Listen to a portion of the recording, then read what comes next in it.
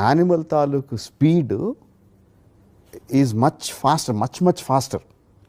అదే So, strides చాలా ఫాస్ట్గా వచ్చేస్తాయి. సో ఫాస్ట్గా వచ్చినప్పుడు మనం ఏదన్నా ఎవరైనా ఇమాజిన్ చేసుకోవాలి కదా. ఇమాజిన్ చేసుకున్నప్పుడు ఏం చేస్తారు, ఇలా పెట్టారు, ఇలా ఇక్కడ ఏదో టైగర్ ఊహించుకోండి, ఇలా వచ్చి మీ మీద నుంచి ఏదో ఇలా ఉంటుంది, you have to duck and roll అనేదో అంటారు.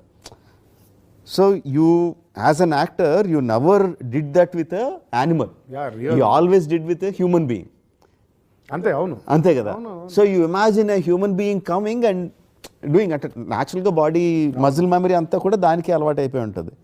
But animal will be doing much faster చేయాలి కాబట్టి. సో మిమ్మల్ని ఆల్రెడీ షూట్ చేసిన తర్వాత so the animator has to do according to that. So ఏం చేస్తాడు, తన యానిమల్ మూమెంట్స్ని స్లో చేయడానికి ట్రై చేస్తాడు. అదే టు మ్యాచ్ విత్ మనకి, ఎందుకంటే మీ లేయర్ ఆల్రెడీ షూట్ చేసాం కాబట్టి. So it will start looking fake. So మనం ఏం చేసాం ఈసారి, ముందు అసలు మనం షూటింగ్ కూడా వెళ్ళక ముందు యానిమల్ని యానిమేట్ చేసాం. సూపర్.